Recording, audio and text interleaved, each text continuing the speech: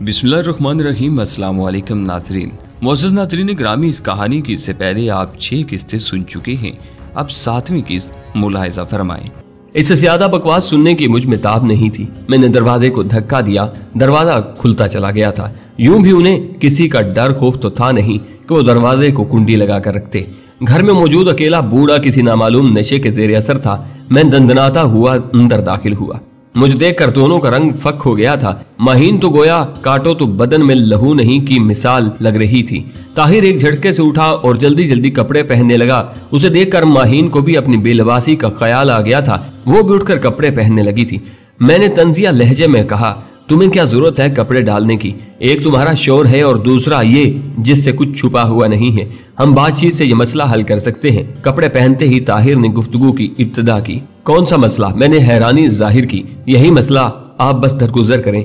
मैंने उन दोनों को मुखातिब करके पूछा, वैसे इस हालत में अगर एक शोहर अपनी बीवी को पकड़ ले तो क्या वो बीवी और उसके आशना को कत्ल करने का हक नहीं रखता? खुदा के लिए माफ कर दो। माहीन थरथराते कांपते हुए मेरी तरफ बढ़ी। हम आइंदा ऐसा कुछ नहीं करेंगे। ताहिर की टांगें भी लड़ने लगी थीं। तुम्हें मारकर हाथ ही गंदे करने होंगे, मैंने मुंह बनाकर कहा। और मारूं भी किस लिए, जब मेरी इज्जत ही को अपनी इज्जत का पास रखना नहीं आया। माहीन ने शर्मिंदगी से सर को झुका लिया था। वैसे तुम्हें किस चीज की कमी दी थी मैंने? और अगर तुम्हें मैं पसंद नहीं था तो तुम मुझे बता देती। जबरदस्ती थोड़ी करना थी मैंने।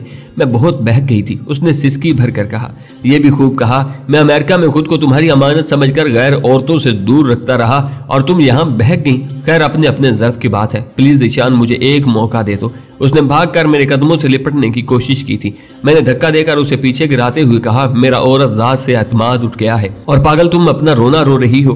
बहरहाल जाओ, तुम आजाद हो। मैं तुम्हें तलाक देता हूँ, तलाक देता हूँ, तलाक देता हूँ। और अगले 5 मिनट में तुम दोनों यहाँ से गायब न हुए तो शायद तुम्हें कत्ल न करने के फैसले में मुझे तरमीम करना पड़े। चलो माहीन, ताहिर ने घबराते हुए कहा। वो लरजती कांपती खड़ी होगी। ताहिर ने बिस्तर से उसकी गर्म चादर उठाकर उसे पकड़ाई और वो दोनों घर से बाहर निकल गए। गली का दरवाजा बंद करके मैं अपने कमरे में आया। माहीन की चारपाई से मुझे घिन आ रही थी। बड़ी जस्ती पेटी से मैंने अपना कंबल निकाला और बिस्तर पर लेट गया। आन की आन में मेरी दुनिया तबाह बर्बाद हो गई थी। मैं जेनिफर की चालबाजियों और मकारियों पर शाकी आ रहा था। माहीन तो इससे भी 100 कदम आगे निकली थी। आज तक वो मुझसे झूठी मोहब्बत जताती रही थी। उसके गुज़िश्ता रवैये को याद करके मेरी आंखें नम होने लगी। उसके नाज नखरे, उसकी अदाएं, उसका लाड भरा अंदाज, मेरी आमद पर उसकी आंखों में चिलमलाते कोसे कज़ा के रंग, वो रूठना, वो मनाना, क्या वो सब झूठ था? सब धोखा फरेब था। मेरे दिल में औरत जात की नफरत भरने लगी। मुझे अपना स्कूल का उस्ताद हमीदुल्ला याद आ गया। वो हमेशा औरत जात की बुराइयों पर माइल रहता था। ये मकार, चालबाज और फरेबी होती हैं। खबरदार, कभी औरत पर एतबार करने की कोशिश न करना।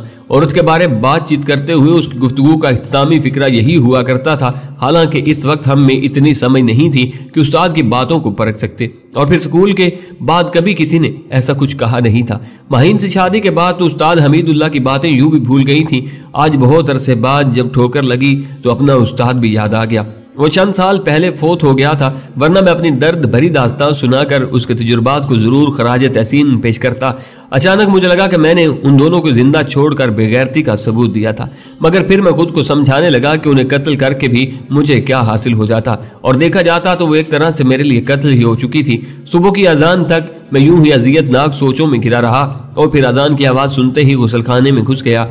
वुजू करके मैं अबू जान के कमरे की तरफ बढ़ा। लाइट जलाने पर वो मुझे बेसुध लेटे नजर आए। हालांकि वो हल्की सी आवाज सुनकर जाग जाया करते थे। मैंने उनके पांव को हाथ लगाया और फिर उनकी टांगें दबाने लगा। थोड़ी देर के बाद उनकी आंखों में जंबश हुई और उन्होंने आंखें खोल दी। अरे दिशान बेटा, वो सर झटक कर गनूदगी बखाते हुए उठ बैठे। तुम कब पहुंचे? थोड़ी देर ही हुई है अबू जान। आप उठे, जमात निकल जाएगी। हाँ बस अब टूट गया। आज कम वक्त नींद ने कुछ ज्यादा ही असर दिखाया है। उन्हें जगाकर मैं मस्जिद की तरफ बढ़ गया। वापसी पर हम इकट्ठे ही आए। घर में दाखिल होते ही उन्होंने माहीन को आवाज दी, माहीन बेटा चाय ले आओ। आप बैठे अबू जान, मैं बना कर लाता हूँ। माहीन बेटी को बनाने दो यार, तुम जरा अमेरिका का हाल अहवाल सुनाओ। वो चली गई है अबू जान, मैं आहिस्ता से बोला। चली गई है? अबू जान शस्तर रह गए। मगर कहाँ, क्यों? मैं चाय बना कर लाता हूँ, फिर बात करते हैं। छोड़ो यार चाय को, अबू जान परेशानी से बोले। माहीन क्यों चली गई है? वो यहाँ रहना नहीं चाहती थी अबू जान। ये भला क्या बात हुई? मेरी ये बात भला कब उन्हें मुतमईन कर सकती थी? अबू जान, आप इतनी गहरी नींद सोने के आदी तो नहीं थे। फिर आज आपको क्या हुआ था? इसमें मेरी नींद कहाँ से आ? अबू जान ने फिक्रा मुकम्मल करने की बजाय मेरी तरफ देखा और फिर सोचते हुए बोले, ऐसा हफ्ते में 1 आध बार हो जाता है, मगर वो ऐसी तो नहीं थी। अबूजान बगैर बताए मेरी बात की तह तक पहुंच गए थे। मैं भी किसी के कहने पर उन्हें ऐसा न समझता, मगर आंखों देखा जुटलाना मुमकिन नहीं था। ये कहकर मैं बावर्ची खाने की जानिब बढ़ गया था। जब चाय बनाकर लौटा तो अबूजान किसी गहरी सोच में थे। शायद उन्हें यकीन करने में दुश्वारी हो रही थी। चाय ले अबूजान। मैंने प्याली उनकी तरफ बढ़ाई जो उन्होंने खामोशी से थाम ली। हमने खामोशी से चाय पी, गोया हमारे पास कहने को कुछ भी बाकी नहीं बचा था। उस वक्त मैं बर्तन बावर्ची खाने में रखने जा रहा था जब दरवाजे पर जोरदार दस्तक हुई। मैंने आगे बढ़कर दरवाजा खोला। चचा हशमत अली अपने दोनों बेटों असगर और अशगर के हमरा दरवाजे पर खड़ा कीना तो नजरों से मुझे घूर रहा था। वो अबूजान के मामू का साला था, मेरा साबका ससुर और माहीन का बाप। मैं उसे हमेशा चचा जान कहकर बुलाता था। आए चचा जान। मैं दरवाजे से एक तरफ हुआ। तुमने अच्छा नहीं किया ज़ीशान। वो अंदर दाखिल होता हुआ वो सीले लहजे में बोला, ये कोई इतनी बड़ी बात नहीं थी कि तुम आधी रात को मेरी बेटी को तलाक देकर घर से निकाल बाहर करते। उसकी बुलंद आवाज सुनकर अबूजान भी कमरे से बाहर निकल आए थे। उन्हें देखकर हशमत उनकी तरफ कदम बढ़ाता हुआ बोला, ओ भाई हैदर अली, मुझे आपसे ये उम्मीद नहीं थी। जवाबन अबूजान खामोश रहे थे। अब भला ये क्या बात हुई कि बीवी तबीयत खराब होने की वजह से शोहर को खाना गर्म करके न दे और शोहर आधी रात को उसे तलाक देकर घर से बाहर निकाल दे। गुस्सा इंसान से बहुत कुछ करवा देता है भाई साहब। बहरहाल कमान से निकला तीर और बीवी को दिए तलाक के 3 अल्फाज वापस नहीं आ सकते। मुझे कुछ न कहता देखकर अबूजान ने भी असल बात से पर्दा उठाना मुनासिब नहीं समझा था। वैसे शर्मो हया और गैरत भी कोई चीज होती है ज़ीशान मियाँ। चाचा हशमत अली का गुस्सा आसमान को छू रहा था। मेरा दिल तो कर रहा है कि तुम्हें तुम्हारी मर्दानगी का मजा चखाऊं, मगर बेगैरत आदमी की पिटाई से भी कुछ हासिल होने की तवक्का नहीं है। मैं खामोशी से उसकी बात सुनता रहा। मैं चाहता तो असल बात बताकर उसे शर्मिंदा कर सकता था, मगर एक बाप के लिए बेटी की तलाक का सदमा ही काफी था। अगर वो इसकी बहरा रवी का सुनता तो शायद किसी से नजरें मिलाने के काबिल न रहता। हशमत भाई गुस्सा थूके और आए बैठे। अबूजान नरम तबीयत के मालिक थे। झगड़े फसाद से उनकी जान जाती थी। बैठना इस घर में। हशमत अली तंजिया लहजे में बोला, मैं यहाँ थूकना गवारा न करूं और इस वक्त तुम लोगों से बातचीत करने नहीं आया, अपनी बेटी का सामान समेटने आया हूँ। यह कहकर वो खामोश खड़े बेटों को मुखातिब हुआ, चलो भाई सामान समेटो बहन का। वो दोनों नथने भुलाए मेरे कमरे की तरफ बढ़ गए। खुद हशमत चाचा भी उनके पीछे चल पड़ा। उन्होंने हमसे पूछने की जहमत भी गवारा नहीं की थी कि आया कोई हमारा सामान भी कमरे में मौजूद है या नहीं। असगर और अशगर सामान कमरे से निकाल कर सेन में रखने लगे। अचानक हशमत अली कमरे से बाहर निकला। उसने हाथ में बटुआ पकड़ा हुआ था। मैंने उसके चेहरे की तरफ निगाह उड़ाई। वहां गुस्से और गजबनाकी की जगह नदामत और शर्मिंदगी भरे असरात थे। करीब आकर उसने मेरे कंधों पर हाथ रखे और फिर सिसकियां भरते हुए मुझसे लिपट गया। मुझे माफ कर देना बेटा, मैं गलती पर था। मैं उसकी बात सुनकर शशदर रह गया था। जाने उसके हाथ क्या लगा था कि एकदम उसकी हालत तब्दील हो गई थी। चचा जान खैर तो है? मैंने आहिस्ता से पूछा। क्या हुआ? तुम्हें दोनों को मार देना चाहिए था बेटा। थोड़ी देर पहले वाला हशमत कहीं गायब हो चुका था तो क्या होता चचा जान। अब भी वो मेरे लिए तुम मर ही गई है ना। इस ताहिर की गर्दन तो मैं उतारूंगा। चचा ने बटुआ खोलकर मेरे सामने किया। वो ताहिर का बटुआ था जो वो गलती से माहीन के बिस्तर पर छोड़ गया था। उसमें उसने माहीन की तस्वीर भी रखी हुई थी। उसके अलावा उसकी अपनी तस्वीर और शनाख्ती कार्ड वगैरह भी मौजूद था। 2 बोल पढ़वा कर उसके साथ उसे रुखसत कर दो। अगर वो एक दूसरे के साथ मुखलिस हैं तो उन्हें इकट्ठे जिंदगी गुजारने का हक है। गो इनका तरीका गलत था मगर मुतालबा तो गलत नहीं है ना। अगर मुझे इस बेगैरत का बटुआ न मिलता तो क्या तुम यूं ही हमेशा मेरे और मेरे बेटों के हाथों मलूम होते रहते? हमने कौन सा एक घर में रहना है चचा जान। मैंने फीकी मुस्कुराहट से कहा। यूं भी अगर वो अपने गुनाह पर पर्दा डालना चाहती थी तो मुझे उसकी पर्दा दरी करने से क्या हासिल होता। मैं आपसे भी शर्मिंदा हूँ हैदर भाई। हशमत चाचा अबूजान को मुखातिब हुआ। अच्छा छोड़ो, जो होना था वो हो चुका। अबू ने उसे तसल्ली दी, बेटा ये सामान वापस रख दो। हशमत अपने बेटों को मुखातिब हुआ। नहीं नहीं चचा, ऐसे कैसे हो सकता है? मैंने जल्दी से कहा। और माफ करना, यह सामान आपका नहीं, आपकी बेटी की मलकियत है। पहले तो उसने सख्ती से इनकार कर दिया मगर फिर अबूजान और मेरे समझाने पर वो सामान ले जाने पर राजी हो गया। उन्होंने अपनी ट्रैक्टर ट्राली साथ लाई थी। असगर और अशगर को भी असल बात की भनक पड़ गई थी। वो दोनों मुझसे नजर नहीं मिला पा रहे थे। मैंने माहीन का सारा जेवर जो वो अपने घर से लाई थी या उसे हमने दिया था उनके हवाले कर दिया। जब वो जाने लगे तो मैंने एक दिन पहले खरीदे हुए तोहफे भी ये कहकर उनके हवाले कर दिए कि मेरे ये किस काम के, चलो जिसके लिए खरीदे हैं वही इस्तेमाल कर ले। गजबनाक और तेज की हालत में आने वाले मेरा ससुर और साले नदामत और खिफत भरे आंसू बहाते हुए रुखसत हुए थे। उनके जाने की थोड़ी देर बाद मैं भी अबूजान से इजाजत लेकर रावलपिंडी रवाना हो गया। सरदार मुझसे पहले पहुंच गया था। उसने मुझसे घर की खैर खैरियत खैरियत पूछी। जवाबन मैंने अल्हम्दुलिल्लाह कहकर असल बात बताने से गुरेज किया। यूं भी एक मुस्लिम के लिए अल्लाह पाक का शुक्र अदा करना हर वक्त बनता है, मगर इंसान की फितरत अजीब किस्म की है। लाखों करोड़ों नेमतें वसूल करके एक तकलीफ पर रब्बे करीम की नाशुक्री पर आमादा हो जाता है। यूनिट में हमें पुरजोश तरीके से खुशामदीद कहा गया था, खासकर मेरी बहुत पजीराई हुई थी। 2-3 दिन के बाद हमें 10-10 दिन की छुट्टी मिल गई। मेरा घर जाने को दिल नहीं कर रहा था। मैं घर जाने के बजाय सवाबी चला गया। उस्ताद उमर दराज मुझे बहुत मोहब्बत से मिला। मैं उनके साथ सहन में बिछी चारपाई पर बैठकर अमेरिका में गुजरे शब रोज धुराने लगा। सारी तफसील सुनने के बाद उन्होंने मेरी तारीफ करने के बजाय पूछा, ज़ीशान बेटा, तुम परेशान और अफसुर्दा क्यों हो? ऐसी तो कोई बात नहीं सर। मैंने नफी में सर हिलाया। वो हंसा, तुम्हारा मतलब है मेरी आंखें धोखा खा रही हैं। तुम्हारा मतलब है मेरी आंखें धोखा खा रही हैं। छोड़ें सर। दुख के बादल बरसने के लिए तैयार हो गए थे। वो मेरी आंखों में झांकते हुए कहने लगा, जरूर नहीं कि आंसू रोकने वाला गम छुपाने में भी कामयाब हो जाए। सर, मुझे गुजरे गमों को याद करना मुनासिब मालूम नहीं होता। गम बांटने से हल्का हो जाता है बेटे। मैंने साफ गोई से कहा, कुछ गमों के तज़किरे पर गैरत आमादा नहीं होती। औरत का गम हमेशा मर्द को तोड़ कर रख देता है। वो जहादीदा शख्स बगैर बताए हकीकत के करीब पहुंच गया था, लेकिन याद रखना बेटे, कमजोरी नहीं दिखाना। तुमसे ज्यादा नुकसान उसका हुआ है। उसने एक मुखलिस साथी गवा दिया, जबकि तुम्हारी जान एक दगाबाज और मतलबी से छूट गई है। उस्ताद उमर दराज की बात सुनकर मेरे दिल पर छाए गम के बादल एकदम हट गए थे। सही फरमाया सर। मेरे होंठों पर तबस्सुम जाहिर हुआ। इस तरह तो मैंने सोचा ही नहीं था। अच्छा, अब असल बात बताओ, कौन थी? मेरी बीवी ने तलाक ले ली है सर। अच्छा किया, उसने खुद तलाक ले ली, वरना ऐसी औरतों को तलाक देना पड़ जाती है। यही तो गम है। मैं एक बार फिर उदास हो गया था। ओह चलो, ये भी बेहतर हुआ कि जवानी ही में तुम्हें उसकी असलियत मालूम हो गई, वरना औलाद हो जाने की सूरत में तुम्हें फैसला करने में मुश्किल पेश आती। अच्छा छोड़ें सर, इस मौजू को आपने मेरी कारकर्दगी पर कोई तबसरा नहीं किया। अच्छा छोड़ें सर, इस मौजू को आपने मेरी कारकर्दगी पर कोई तबसरा नहीं किया। वो तो मैंने पहले दिन से बता दिया था कि तुम मेरा रिकॉर्ड तोड़ दोगे, और वही हुआ। मैं बस 600-700 मीटर तक हदफ को निशाना बनाता रहा और तुम 1900 मीटर तक पहुंच गए। ये तो खैर आप ज्यादती कर रहे हैं। 1900 मीटर से मैंने उस हथियार से हदफ को निशाना बनाया जिसकी कारगर रेंज 2000 मीटर है, जबकि आप तो 700 मीटर पर G3 से हदफ को निशाना बनाते थे जिसकी कारगर रेंज टेलीस्कोप साइट लगाकर भी 600 मीटर बनती है। ये भी तो देखो ना कि मेरी शोहरत पाकिस्तान तक महदूद रही और तुम जाने कितने ममालिक के स्नाइपर को पिछाड़ कर आए हो। उस्ताद उमर दराज स्नाइपिंग के फन की तरह बातों में भी माहिर था। मैं हंसते हुए बोला, आप किरदार की तरह गुफ्तार के भी गाजी हैं। उन्होंने शफकत से कहा, बस हर फरमान बरदार शागिर्द की तरह तुम अपने उस्ताद को हारते हुए नहीं देख सकते। शाम की अजान हो रही है, मेरा ख्याल है वुजू मस्जिद में करना बेहतर रहेगा। मैंने उस बहस से जान छुड़ाते हुए मशवरा दिया, ये मुनासिब है। वो सर हिलाते हुए खड़े हो गए। अगला दिन हमने उस्ताद उमर दराज के घर गपशप में गुजारा। उनके चंद दोस्त भी आ गए थे।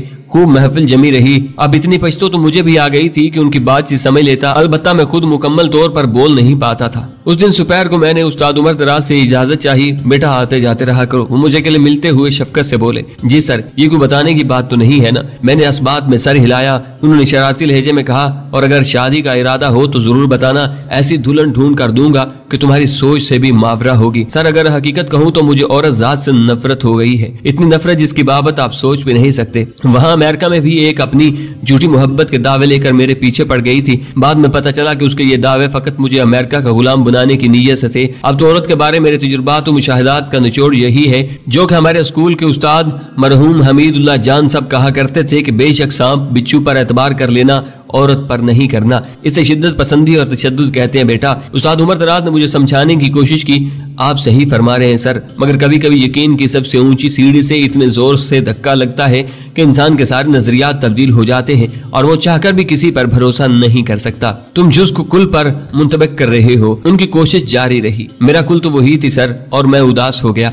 मैं उम्मीद करता हूँ कोई तो ऐसी चीज होगी जो तुम्हारे दिल से औरत जात के बारे ये बदगुमानी दूर कर देगी। सर अपना ख्याल रखिएगा, आपकी दुआओं की हमेशा जरूरत रहेगी। उनकी बात का जवाब न देकर मैंने अपना मतमाए नजर उन तक पहुंचा दिया था। ठीक है बेटा, अल्लाह पाक तुम्हें सुखी रखे। वही जात बबरकत तुम्हारे जहन से ये गलत सोच निकाल सकती है। अल्लाह हाफिज सर। मैंने अलविदाई मुसाफा करते हुए उनके दोनों हाथों को बोसा दिया और वहां से निकल आया। शाम की अजान हो रही थी जब मैं घर में दाखिल हुआ।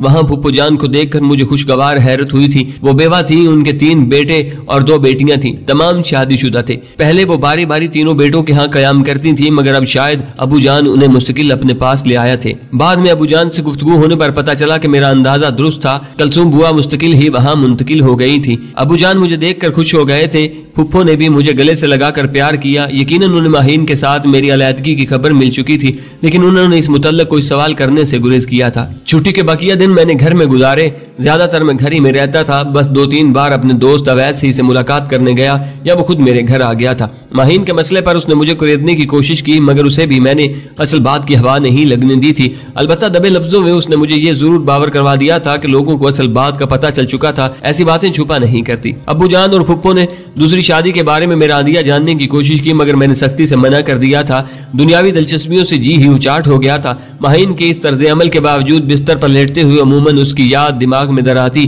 वो मुझे बहुत ज्यादा प्यारी थी। मैंने उसे किसी चीज की कमी महसूस नहीं होने दी थी, कभी उसकी किसी ख्वाहिश को नजरअंदाज नहीं किया था। खुद उसके रवैये से मुझे कभी यह अंदाजा न हो पाया कि वो मुझसे बेवफाई कर रही है और मेरी अमानत में खयानत की मुरतकब हो रही है, या उसे मैं नापसंद हूँ और कोई और पसंद है। मेरे छुट्टी आने पर उसका खुश हो जाना, मेरी हर जरूरत का ख्याल रखना, रूठना, मनाना, गिले शिकवे करना, अबू जान की खिदमत बेटियों की तरह करना, और भी उसकी कई ऐसी आदत थी जो मुझे बहुत पसंद थी। अगर मैंने खुद उसे रंगे हाथों न पकड़ा होता तो शायद अबू जान के बताने पर भी यकीन न करता। अमेरिका में कैप्टन जेनिफर की वजह से औरत जात के बारे मेरे दिल में जो बदगुमानी पैदा हुई थी, माहीन की हरकत ने उस पर तस्दीकी मोहर सब्त कर दी थी। अब मैं चाहकर भी औरत जात पर एतमाद नहीं कर सकता था। जेनिफर ने हमेशा मुझे अपने रवैये से यही बावर करवाया था कि वो मुझे पसंद करती है। यहाँ तक कि आखिरी मुलाकात में उसने जो अदाकारी की थी, जिस तरह मुझे जज्बाती तौर पर ब्लैकमेल करना चाहा था, ऐसी मकारी और अयारी किसी औरत ही का खासा हो सकती है। गौ मर्दजात भी धोखाधही में कुछ कम नहीं, मगर मेरे नजदीक इस मैदान में मर्द औरत के अशरे अशीर भी नहीं है। वो छुट्टी जो कभी यूं गुजरती थी कि जाते वक्त तशनगी का एहसास शिद्दत से दिल में रहता, अब बड़ी मुश्किल से गुजरी। वही घर जिसमें कोई लम्हा माहीन के बगैर नहीं गुजरता था, अब उसका वजूद नापैद था। छुट्टी खत्म होने पर मैं बड़ी मुश्किल से रुखसत हुआ करता था, मगर उस दिन मैं सुबह नाश्ते के बाद ही जाने के लिए तैयार था। बुआ और अबू जान से दुआएं लेकर मैं घर से निकल आया। सरदार रात गए ही वापस लौटा था। उसकी आमद से पहले ही मैं सो गया था। सुबह ही उससे मुलाकात हो पाई थी। चनारे बेगम की रफाकत ने उसके दिल से लिजोना के बिछड़ने के गम को काफी हद तक कम कर दिया था। हम 2-3 दिन ही आराम से गुजार पाए थे कि यूनिट को एक नई सरगर्मी का लेटर मिला। शिमाली और जनूबी वजीरिस्तान में तैनात डिवीजन ने अपने जेर कमान यूनिटों में स्नाइपर्स की जरूरत महसूस करते हुए हमारे कमांडिंग ऑफिसर से इंस्ट्रक्टर तलब किए थे। उनके अलावा हिसास इलाकों में तैनात करने के लिए कुछ तजुर्बाकार स्नाइपर्स भी मांगे थे, क्योंकि दहशतगर्दों के बहुत से स्नाइपर्स पाक आर्मी का काफी नुकसान कर चुके थे। मुझे उम्मीद थी भेजे जाने वाले स्नाइपर्स में मेरा नाम जरूर शामिल होगा, मगर 2 दिन बाद इंस्ट्रक्टर्स के तौर पर राव तसव्वुर साहब और हवालदार फयाज का चुनाव हुआ था, जबकि स्नाइपिंग के लिए सरदार खान, असद खटक, बशीर हैदर, असमतुल्लाह जान और सुहेल मरवत का इंतखाब किया गया था। उनके जाने के दूसरे दिन मुझे पता चला कि इस पार्टी में मेरा कुर्रा फाल क्यों नहीं निकला था। मुझे दोबारा इंडियन सरहद पार जाकर एक और हदफ को निशाना बनाना था। इस बार मेरे साथ हवालदार नसीरुद्दीन जा रहा था। वो यूं भी मुझसे सीनियर था। मिशन की तफसीलात हमें यूनिट सेकंड एंड कमांड की जुबानी सुनने को मिली थी। 2IC साहब ने कॉन्फ्रेंस रूम में हमें ब्रीफिंग दी।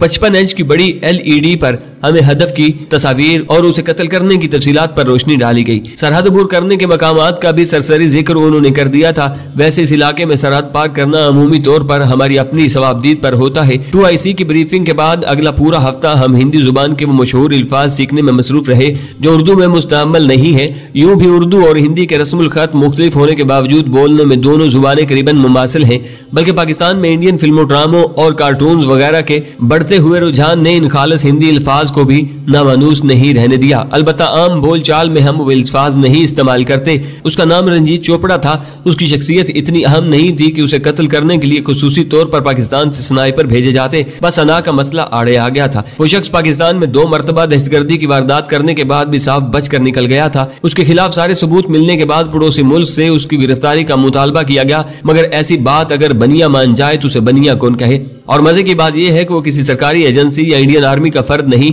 बल्कि किराए का टट्टू था। इंडियन हुकूमत की हठधर्मी को देखकर हाई कमान की तरफ से यही हुक्म आया था कि इस शख्स को जिंदा रहकर पाकिस्तान में करने वाली दहशतगर्दी की कार्रवाई पर मिलने वाले इनाम से मुस्तफीद होने नहीं दिया जा सकता। यूं भी 2 मरतबा मासूम लोगों के खून से हाथ रंगने वाले, बल्कि हिंदू मुहावरे के मुताबिक मासूम लोगों के खून से होली खेलने वाले को यह दोहरी दहशतगर्दी अंदरूनी खाना बहुत ज्यादा कामयाब कर गई थी। और अब तो वो बाकायदा सियासत में हिस्सा लेने पर तुला हुआ था। पाकिस्तान हुकूमत की तरफ से रंजीत चोपड़ा के मुतालबे का एक नुकसान ये हुआ था कि उस शख्स की हिफाजत का खातिर ख्वाह पूरा इंतजाम कर दिया गया था। इंडिया में पाकिस्तानी जासूसों की मौजूदगी यकीनी होने के बावजूद ये काम उनसे नहीं लिया जा सकता था, क्योंकि एक तो पाकिस्तानी जासूस ऐसी दहशतगर्दाना कार्रवाइयों से अमूमी तौर पर दूर रहते हैं जिनसे सिविल अवाम या मासूम लोग मुतासर हों। इनका गैर मुस्लिम होना इस बात को लाजिम नहीं करता कि उन्हें जीने का हक नहीं। इस्लाम इस बात की कतई इजाजत नहीं देता कि किसी भी मजहब या मसलक के बेगुनाह अफराद को कत्ल कर दिया जाए। दूसरा, वो जासूस लड़ाई भिड़ाई के चक्कर में जरा कम ही पड़ते हैं। यूं भी उनमें ज्यादा तादाद उन अफराद की होती है जो लड़ाई भिड़ाई के फन से नाशना होते हैं। इन्हीं वजूहात को देखकर ये हदफ एक स्नाइपर के हवाले कर देने का फैसला किया गया और इसके लिए हम दोनों का इंतखाब हुआ था। वो यूनिट में हमारी आखिरी रात थी। सुबह सवेरे हमने कश्मीर रवाना होना था कि सरहद पार करने के लिए पहाड़ी इलाका ही मुनासिब था। रात को 12 बजे का अमल होगा जब ड्यूटी पर मुतय्यन सिपाही ने मुझे जगाकर बताया कि कमांडिंग अफसर मुझे अपने ऑफिस में याद कर रहे हैं। मैंने जल्दी से गुसलखाने में घुसकर मुंह पर चंद छींटे पानी के मारे और मुंह पर तौलिया रगड़कर कमांडिंग अफसर इरफान मलिक की ऑफिस की तरफ बढ़ गया। उस्ताद नसीरुद्दीन भी मुझे अपने कमरे से निकलता दिखाई दिया। यकीनन उसे भी तलब किया गया था। मुझे देखकर वो सर हिलाते हुए मेरे साथ चल पड़ा। कमांडिंग अफसर के अदली ने हमें देखते ही कहा कि कमांडिंग अफसर बेताबी से हमारे मुंतजिर हैं और हम सर हिलाते हुए दफ्तर में दाखिल हो गए। आ गए आप लोग। हम पर नजर पड़ते ही उसने सामने पड़े लैपटॉप को एक तरफ धकेलते हुए खुशदिली से कहा, बैठें। और हम दोनों ऑफिस टेबल के सामने पड़ी फोम वाली कुर्सियों पर बैठ गए। तो जाने के लिए तैयार हो? इरफान साहब ने मुस्कुरा कर पूछा। जी सर, हम बैक जुबान बोले थे। अच्छा, आप लोगों को इस वक्त बुलाने का मकसद ये है कि जाने की तरतीब में थोड़ी तब्दीली करना नागुज़ीर हो गई है। अब 2 की बजाय सिर्फ एक स्नाइपर ने जाना है, तो आप दोनों में से कौन ज्यादा तैयार है? कमांडिंग अफसर ने इंतखाब की जिम्मेदारी हमारे सर फेंकी। हम दोनों ने एक दूसरे की जानिब देखा और फिर मैंने गला खंकारते हुए दबे लफ्जों में कहा, सर, उस्ताद नसीरुद्दीन को मुझसे सीनियर हैं और हर लिहाज से बेहतर भी हैं, मगर इस मिशन पर सरहद पार जाकर हमें ड्रैगनोव स्नाइपर राइफल हमारे हवाले की जानी थी और इस राइफल को मैं इस्तेमाल कर चुका हूँ और बदकिस्मती से उस्ताद नसीरुद्दीन को इससे पहले ड्रैगनोव राइफल इस्तेमाल करने का मौका नहीं मिल सका। ये कोई इतनी बड़ी बात नहीं है सर। उस्ताद नसीरुद्दीन ने नफी में सर हिलाते हुए मेरी बात की तरतीब की। जिशान बिलाशुबा एक अच्छा निशानेबाज है, मगर हिंदी जुबान पर मुझे इससे ज्यादा अबूर है और इससे पहले मैं एक मिशन पर इंडियन सरहद अबूर करके करीबन 1 माह वहां रह भी चुका हूँ। कमांडिंग अफसर मलिक इरफान के चेहरे पर खूबसूरत मुस्कुराहट नमदार हुई। आप दोनों का जज्बा काबिल तारीफ है और मुझे फख्र है कि मुझे आप जैसे मातहत मिले हैं कि माहिर फन होने के साथ साथ जिनमें वतन की खिदमत और मोहब्बत का जज्बा भी कूट कूट कर भरा है। बहरहाल मैं जानता हूँ कि इस मिशन के लिए आप दोनों एक बेहतरीन इंतखाब है, फिर भी मैं ये जिम्मेदारी जिशान के कंधों पर डालता हूँ। और हवालदार नसीरुद्दीन, आप सुबह मेजर वसीम से मिलकर नए मिशन की तफसीलात मालूम कर लें। आपके पास तैयारी के लिए फकत 2 दिन है। जी सर। हवालदार नसीरुद्दीन का चेहरा, जो कमांडिंग अफसर की पहली गुफ्तगू पर बुझ सा गया था, एकदम खिल उठा। फी अमान अल्लाह। इरफान साहब ने खड़े होकर हम दोनों से मुआनका किया और फिर दफ्तर के दरवाजे तक हमें रुखसत करने भी आए। उनके दफ्तर से निकलकर हम दोनों उस्ताद नसीरुद्दीन के कमरे में आ गए। वहां मुझे वो इलाके के बारे जरूरी हदायत देने लगा। गो इससे पहले इलाके के बारे जरूरी बातें हमें 2IC मेजर वसीम तफसील से बता चुके थे, लेकिन उस्ताद नसीर चूंकि इलाके से ज्यादा वाकफियत रखता था, इसलिए वो अहम बातों पर दोबारा रोशनी डालने लगा। रात का बकिया हिस्सा मैंने उस्ताद नसीरुद्दीन से इस इलाके के बारे में जरूरी मालूमात हासिल करते गुजारा। सुबह की अजान के साथ हमने मस्जिद में जाकर नमाज अदा की और फिर नाश्ता करके मैं जाने के लिए तैयार था। आखिरी दम तक उस्ताद नसीरुद्दीन की नसीहतें जारी रहीं। सरदार खान और मेरे मोहतरम उस्ताद राउत तसव्वुर तो यूं भी वजीरिस्तान जा चुके थे। बस में बैठकर मैंने अबूजान और फुप्पो से चंद मिनट की बात की, लेकिन उन्हें असल बात नहीं बताई थी। उसके बाद उस्ताद उमर दराज से बात की, उन्हें अलबत्ता मैंने तमाम बात बता दी थी। 2-3 मुफीद मशवरों के साथ उन्होंने ढेर दुआएं दी।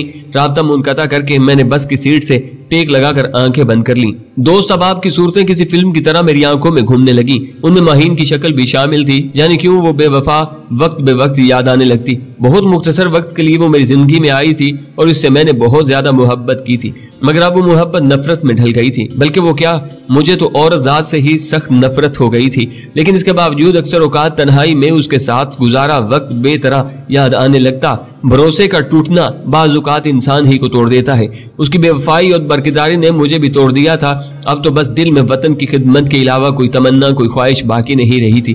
पहले मैं सोचा करता था कि जाने कब मेरी नौकरी की मुद्दत पूरी होगी और मैं माहीन के साथ अपनी जिंदगी के बकिया अयाम गुजारूंगा, और अब नौकरी की मियाद पूरी होने के खौफ से दिल महसूस कर रह जाता कि उसके बाद मेरी जिंदगी का क्या मुसर्रफ होगा। हर इंसान की जिंदगी के साथ मुख्तलिफ रिश्ते जुड़े होते हैं और वह इनमें सबसे पायदार रिश्ता औलाद का होता है। लेकिन औलाद भी बीवी के वास्ते ही से इंसान की जिंदगी में शामिल होती है।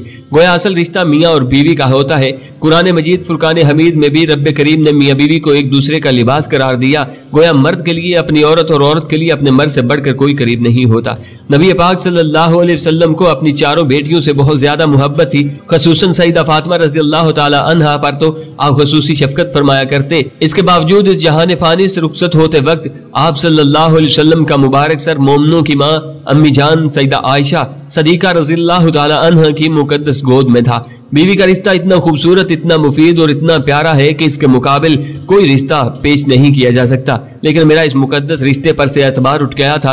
मैं चाहकर भी औरत पर एतबार नहीं कर सकता था। आजकल तो मैं जहाँ कोई लड़की देखता मेरी आंखों में खून उतर आता। और अजीब बात यह थी कि वक्त गुजरने के साथ साथ ये नफरत बढ़ती जा रही थी। हजारों दलाइल और हजारों तावीलात के बावजूद मैं औरत की तरफ माइल नहीं पा रहा था। मैं ठंडे दिलो दिमाग का इंसान हूँ और अपने जज्बात और गुस्से पर काबू पाने में भी ज्यादातर कामयाब ही रहता हूँ।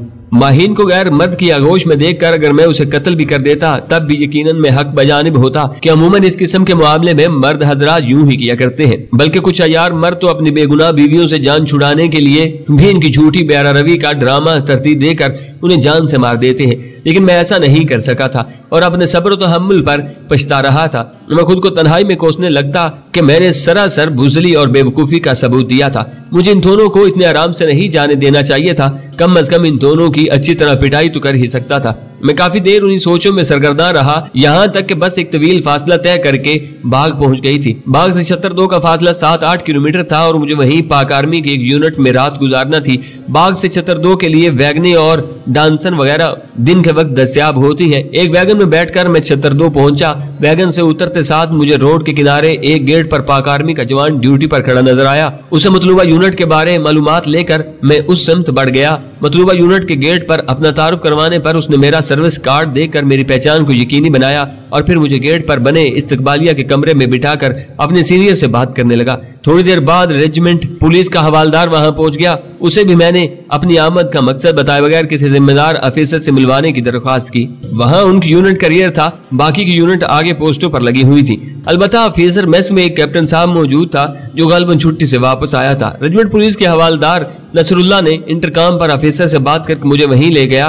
कैप्टन काशिफ इस यूनिट का क्वार्टर मास्टर साहब था। पुरतबाक अंदाज में मुसाफा करके उसने मुझे बैठने को कहा। मेरे निशिस्त संभालते ही वो हवालदार की तरफ मुतवज्जा हुआ। नसरुल्लाह आप जाएं और चाय वगैरह का मेस वेटर को बता दो। जी सर कहकर नसरुल्लाह सल्यूट करता हुआ बाहर निकल गया। जी राजा ज़ीशान हैदर, बताएं क्या मसला है। इस मर्तबा मैंने जेब से खुफिया चिट्ठी निकाल कर उसकी तरफ बढ़ा दी। चिट्ठी पढ़कर वो गहरी सोच में खो गया। चंद लम्हे सोचने के बाद वो मेरी जानिब देखते हुए मुस्तफसर हुआ। वैसे क्या आप सरहद पार जाने के मकसद पर रोशनी डाल सकते हैं। मेरे होठों पर मध्यम से मुस्कुराहट नमदार हुई और मैंने मुंह से कुछ कहे बगैर नफी में सर हिला दिया। ओके कहकर उसने इस बात में सर हिलाया और फोन उठाकर बटालियन में राब्ता करने लगा। चंद सेकंड्स बाद वो अपने कमांडिंग अफसर से महवी गुफ्तगू था। उसने मेरा नाम वगैरह ही बताया था कि उसे आगे से हदायत मिलने लगी। लेकिन उन्होंने बजरिया फोन या चिट्ठी पहले से मेरी आमद के बारे में मुतल्ला कर दिया गया था।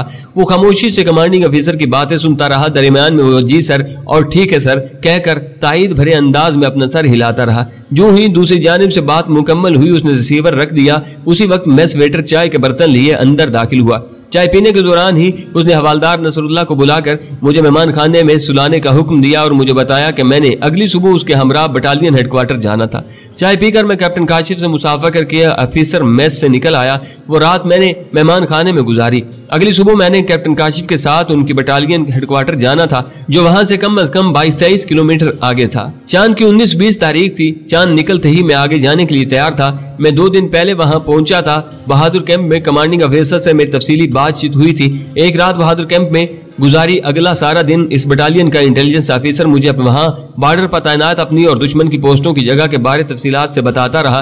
नक्शे पर भी उसने मुझे बारीकी से समझा दिया था। इससे अगले दिन वो मुझे लेकर कैदा गली पहुंचा जहां से मैंने सरहद अबूर करना थी। कैदा गली का इलाका भी उसी बटालियन की हदूद में आता था। बहादुर कैंप से करीबन 6-7 किलोमीटर दूर था। रात का खाना खाकर मैंने ईशा की नमाज बाजमात अदा की और फिर सरहद अबूर करने के लिए जरूरी कार्रवाइयां करने लगा। अपने साथ में सिर्फ एक पिस्तौल लेकर जा रहा था। ग्लाक 19 एक आला किस्म का पिस्तौल है। वजन में हल्का, जिसामत में मुख्तसर और कारकर्दगी में बहुत उम्दा। दुनिया भर में पाए जाने वाले पिस्तौलों में एक नुमाया मकाम रखता है। ड्रैगनोव राइफल मुझे वहीं से मिलना थी। इस बटालियन का इंटेलिजेंस ऑफिसर मेरे साथ बवर्दी संगी किते तक चल कर आया था। उसके साथ इस पोस्ट का कमांडर मेजर मुजम्मिल भी था। उस जगह से गुजरने के रास्ते की निशानदेही करके उन्होंने अलविदा मुआनका किया। निशान अल्लाह पाक तुम्हें कामयाब करे और खैरियत से लौटो। तो ये अंदाज में मेरा कंधा थपथपाकर उन्होंने मुझे आगे बढ़ने का इशारा किया और खुद वहीं खड़े होकर मेरी हरकत की निगरानी करने लगे। बारूदी सुरंगी किते को अबूर करते ही मैंने पीछे देखकर हाथ हिलाया। वो हेबलों की तरह दिखाई दे रहे थे। मुझ पर नजर रखने के लिए उन्होंने अपनी आंखों से शबदीद ऐनक लगाई हुई थी। मेरे हाथ के जवाब में उन्होंने भी जवाबन हाथ लहरा दिए। मैं आहिस्ता आहिस्ता नीचे उतरने लगा। फरवरी का महीना इख्तिताम पजीर होने को था, लेकिन इस इलाके में सर्दी अरूज पर थी। बर्फ ने सारे पहाड़ों को सफेदी की चादर उड़ा दी थी। मैं मुकम्मल तैयारी के साथ आगे रवाना हुआ, मगर मेरे पास मौजूद सामान में कोई चीज भी ऐसी नहीं थी जो पाक आर्मी में इस्तेमाल की जाती हो। बूट, दस्ताने, जराबें, गर्म टोपी से लेकर मेरे पहने वाले कपड़े तक तमाम की तमाम वो अशिया थी जो खुसूसन उस इलाके के मकामी लोग इस्तेमाल करते थे। इंडियन करेंसी के चंद हजार रुपए भी मेरे पास मौजूद थे। जरूरत पड़ने पर मैं मजीद रकम वहाँ पर मौजूद एक मखसूस शख्सियत से ले सकता था। करण मेहता के नाम से मेरे पास शिनाख्ती कागजात भी मौजूद थे, जो कि अंबाला के एक मुजाफाती गाँव का रिहायशी था। पैदल चलते हुए सर्दी का एहसास नहीं होता, मुझे भी मुसलसल चलते हुए पसीना आ गया था। रात के वक्त उतराई का सफर पुरमुशक्कत तो नहीं, लेकिन मुश्किल बहुत होता है। जरा सी बेहतियाती से इंसान नीचे लड़क जाता है, और नीचे लड़कने का मतलब मौत ही है, क्योंकि इतनी बुलंदी से गिरकर बच जाने वाला जिन भूत तो हो सकता है, मगर इंसान नहीं। तार जलाने का खतरा मैं मोल नहीं ले सकता था। ले दे के 20वीं के चांद की मध्यम रोशनी मेरी मुआवन और मददगार थी। मुझे इस पहाड़ से नीचे आते पौन घंटा लग गया था, क्योंकि मैं सीधा नीचे उतरने की बजाय तिरछा चलता गया था। सीधा उतरने में फिसलने का खतरा ज्यादा था। जनवरी फरवरी में बर्फ जमकर बहुत सख्त हो चुकी होती है और बर्फानी तोदों के गिरने का खतरा न होने के बराबर होता है। इसके बरक्स अक्टूबर नवंबर में चूंकि बर्फ ताजा ताजा पड़ी होती है, इसलिए बर्फानी तोदे ज्यादा गिरते हैं। नाले में उतरते ही मैं खतरनाक इलाके में पहुंच गया था। सामने वाली पहाड़ी पर इंडिया का बटालियन हेडक्वार्टर मौजूद था। वो काफी ऊंचाई पर था, लेकिन उसके सामने नीचे की तरफ उसकी फॉरवर्ड ऑब्जर्विंग पोस्ट भी मौजूद थी, जो नाले से करीबन 50-60 गज ही बुलंद होगी। ऐसे पोस्टों पर ड्यूटी पर मौजूद संतरी हद से ज्यादा चुकन्ना होते हैं। खासकर हिंदू तो इस मामले में बहुत मोहतात होते हैं। डर की वजह से पूरी रात जाग कर गुजार देते हैं, और फिर शबदीद एनकों की मौजूदगी में किसी भी शख्स को देख लेना इतना मुश्किल नहीं होता। इस जमन में थर्मल एमचिंग साइट बहुत कारआमद है, जो हरारत के असूल पर काम करती है। ये न सिर्फ अंधेरे में देखने में मददगार साबित होती है, बल्कि दूरबीन की तरह इससे लंबे फासले तक भी देखा जा सकता है। इन सबसे बढ़कर खतरा मुझे पोस्ट पर मौजूद कुत्तों से था। इन इलाकों में हर पोस्ट पर कुत्ते मौजूद होते हैं। खाल ही कोई पोस्ट कुत्तों से तही दामन होती है, और ये कुत्ते रखवाली का बहुत उम्दा, आला, सस्ता और कारआमद जरिया है। सारी रात नहीं सोते और पोस्ट की हदूद में किसी भी जंगली जानवर की आमद पर या किसी गैर मुतल्लक आदमी की आमद पर आसमान सर पर उठा लेते हैं, और कुत्तों के भौंकने पर संतरी फिलफौर शबदीद ऐनक की मदद से इलाके का जायजा लेना शुरू कर देते हैं। ये कुत्ते बाज़ औक़ात काफी दूर की हरकत भी देख लेते हैं और भौंकते हुए उसी समय दौड़ पड़ते हैं। इंसान कितना ही चाको चौबंद और होशियार क्यों ना हो, मुसलसल एक ही काम करके सुस्त पड़ ही जाता है, और कुत्तों का तसलसल से भौंकना उसे होशियार करने के लिए काफी होता है। इन कुत्तों के खौफ से मैं फॉरवर्ड ऑब्जर्विंग पोस्ट से मुखालिफ जानिब बिल्कुल नाले की जड़ में झाड़ियों की आड़ लेता हुआ गुजरने लगा। दिन को अपनी पोस्ट से मैं इस इलाके का अच्छी तरह जायजा ले चुका था। इस फॉरवर्ड पोस्ट से किलोमीटर भर आगे मुझे चंद घर भी नजर आए थे। वो सिविल लोग थे और इस इलाके में ज्यादातर मुसलमान ही आबाद थे, लेकिन इनमें जासूसों की मौजूदगी को नजरअंदाज नहीं किया जा सकता था, बल्कि कई बार पाक आर्मी मकामी लोगों की सूरत धारे इंडियन जासूसों को गिरफ्तार कर भी चुकी थी। इनमें कुछ तो इंडियन आर्मी के तरबीत याफ्ता जासूस थे, और कुछ ऐसे भी थे जो रुपए पैसे के लालच में आकर अपनी जमीर का सौदा कर लेते थे। उन्हीं में जासूसों की एक किस्म वो भी है जो दोनों जानब की आर्मी से मिले होते हैं। ऐसे लोग पाक आर्मी की कार्रवाइयों और हरकत की खबरें इंडियन आर्मी तक पहुंचा देते हैं, और इंडियन आर्मी की बातें पाक फौज तक ले आते हैं। कुछ मकामी और बेबस लोगों को भी इंडियन आर्मी ब्लैकमेल करके अपना जासूस बना लेती है, और ऐसा न करने की सूरत में जान और माल और इज्जत और आबरू के नुकसान की धमकी दी जाती है। मुख्तसर ये कि वहाँ किसी मकामी आदमी पर एतबार करना नहायत मुश्किल है। सरहद अबूर करने के बाद ये मसला जूं का तूं ही बाकी रहता है। किसी भी शख्स पर एतबार करने के लिए जरूरी होता है कि उसके बारे सरहद अबूर करने वाले किसी भी जासूस और मेरी तरह किसी हदफ की तलाश में आए हुए शख्स को पहले ही इससे मुतल्ला कर दिया जाए कि फलां शख्स से राब्ता करके मदद हासिल की जा सकती है, वरना इसके अलावा किसी पर एतबार करने की सूरत में पकड़े जाने का खतरा बहुत ज्यादा है। मुझे भी चंद मखसूस नाम और उनसे मिलने के लिए शनाख्ती इल्फाज वगैरह बता दिए गए थे। जिस आदमी से मैंने ड्रैगनोव राइफल लेना थी वो हिंदू का नाम और शनाख्त धारे एक मुस्लिम था। उसका नाम आदित्य वर्मा था। उसने शादी भी एक हिंदू लड़की से की हुई थी। नामालूम वो कब से वहाँ मौजूद था। पाकिस्तान से जाने वाले खास उल खास अफराद ही को इसके बारे में बताया जाता था। मेरे मकसद को मद्देनजर रखकर मुझे भी उससे मिलने का हुक्म दिया गया था। मैं नाले में आगे बढ़ता रहा। नाले में बर्फ मौजूद नहीं थी, अलबत्ता दरमियान में साफ शफाफ पानी जरूर बह रहा था।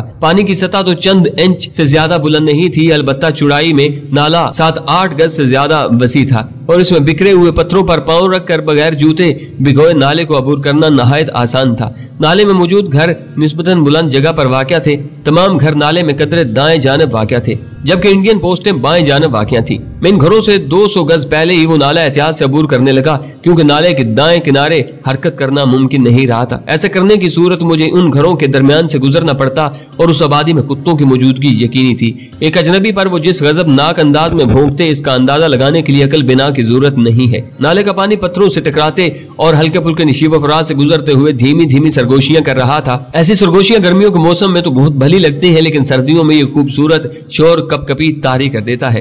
पत्थर पानी में मुसलसल पड़े चिकने हो गए थे। इन पर पांव जमा कर नाला अबूर करना थोड़ा दुश्वार गुजार था, क्योंकि फिसलने की सूरत में कपड़े गीले होने का अंदेशा था और इस इलाके में मौसम भी किसी कमीने दुश्मन से कम नहीं है। सर्दी किसी की जान लेते वक्त मजहब, इरादा और मकसद नहीं पूछती, बस जो इसकी लपेट में आ जाए उसका काम निपटा देती है। नाला खैरियत से पार करके मैं नाले के बाएं किनारे चलने लगा। मुझे सबसे बड़ी सहूलत वहाँ बिखरी हुई झाड़ियां दे रही थी। उनकी आड़ लेकर चलते हुए मैं दुश्मन की नजरों से ओझल था। आगे जाकर वो नाला बाएं जानिब मुड़ रहा था। उसी जानिब 30-35 किलोमीटर के फासले पर ओडी शहर था। मेरी मंजिल अंबाला का शहर था। कश्मीर की सरहद के साथ जलंधर वाक़या था और उसके बाद अंबाला आता था। वहां तक मुझे अपनी कोशिश से पहुंचना था। जलंधर और अंबाला के बारे अच्छी खासी मालूमात यूनिट के सेकंड इन कमांड और फिर उस्ताद नसीरुद्दीन की वसातत से मुझे मिल चुकी थी, लेकिन जुबानी कलामी सुनने और अमली तौर पर वहां पहुंचने में बड़ा फर्क है। नाला मुड़कर 200-300 गज आगे मगर बुलंदी पर इंडिया की एक और पोस्ट थी जो इसी मोड़ की हिफाजत पर मामूर थी।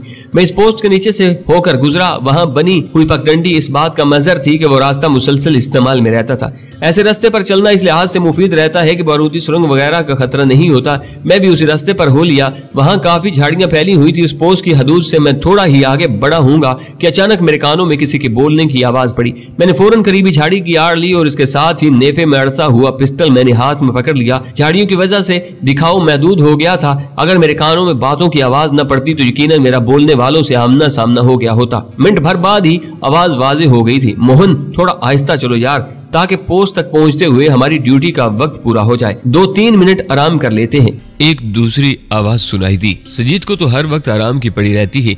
ये आवाज पहली दोनों आवाजों से मुख्तलिफ थी। ठीक ही तो कह रहा है। आहिस्ता चलने से बेहतर है चंद मिनट बैठकर आराम कर लिया जाए। वो यकीनन संजीद था जो अपने कहे का दिफा कर रहा था। ये बात करते हुए मेरे सामने पहुंच गए थे। मैं उनकी तादाद गिनने लगा था। 5 अफराद थे। पांचों ने अपने कंधों से हथियार लटकाए हुए थे। एक ने अपनी पीठ पर बड़ा सा वायरलेस सेट भी बांधा हुआ था। यकीनन ये अनपेट्रोलिंग पार्टी थी। कश्मीर की सरहद को दोनों ममालिक पोस्टें बनाकर महफूज नहीं रख सकते थे, क्योंकि बड़े बड़े नाले और पहाड़ी इलाके को जमीनी सरहद की तरह मोर्चे वगैरह बनाकर और कांटा तार लगाकर अपने कब्जे में करना मुश्किल ही नहीं नामुमकिन है। फिर सर्दियों में तो यूं भी बर्फ इतनी शदीद होती है कि कई फुट तक इलाके को ढक देती है और कांटादार तार वगैरह बर्फ के अंदर दबकर अपनी अफादियत खो देती है। वो गपशप करते हुए मेरे सामने से गुजरते चले गए कि अचानक एक झाड़ी से लूमड़ निकल कर भागा। झाड़ियों की हरकत देखकर एक आदमी चीखा, यहाँ कोई है, कोई जानवर होगा गणेश। किसी ने बेपरवाह अंदाज में उसे तसल्ली दी। 1 मिनट देख तो लूं। गणेश पीछे मुड़ा। उसका रुख इस झाड़ी की तरफ था जिसकी आड़ मैं लेकर छुपा हुआ था। बदकिस्मती से वो बदबख्त लूमड़ भी उसी जानब को दौड़ा था। मैंने गैर महसूस अंदाज में पीछे हटना चाहा, मगर देर हो गई थी। मुझे पहले ही 2-3 झाड़ियां छोड़कर छुपना चाहिए था, लेकिन जल्दी में मैं जिस जगह छुपा था वहीं बैठा रह गया था। मेरे ख्याल में तो वो यूं भी आगे बढ़ रहे थे, इसलिए मजीद रास्ते से हटना जरूरी नहीं रहा था। इसमें मेरा कसूर भी इतना ज्यादा नहीं था कि मुझे बिल्कुल अंदाजा नहीं था कि कोई लूमड़ आखिरी वक्त पर ऐसी हरकत कर गुजरेगा। मैं भी वहां से गायब होने का कोई तरीका सोच ही रहा था कि एकदम गणेश झाड़ी की ओर से नमूदार हुआ और चांद की मध्यम रोशनी से बढ़कर गणेश के हाथ में पकड़ी हुई ताकतवर टार्च ने मेरा भांडा फोड़ दिया। कौन हो तुम? उसके मुंह से खौफ और गुस्से की मिली जुली आवाज बरामद हुई। उसके साथ ही उसने अपने कंधे से लटकी क्लाशनकोफ उतारने की कोशिश की। उसे इस कोशिश में कामयाब होने देना अपनी मौत के परवाने पर दस्तखत करने के मुतरादिफ था। मैंने बगैर देर किए ट्रैगर दबा दिया। मेरे पास साइलेंसर मौजूद था, मगर इतना वक्त नहीं था कि मैं साइलेंसर पिस्तौल की नाल पर फिट कर पाता माहौल धमाके की आवाज से गूंज उठा था। 2-3 गज के फासले से चलाई हुई गोली के खता जाने का सवाल ही पैदा नहीं होता था। वो रोशन टार्च की वजह से मुझे उसका चेहरा वाजे दिखाई नहीं दे रहा था, लेकिन उसका हेवला वाजा था और गोली चलाने के लिए इतना दिखाव काफी होता है।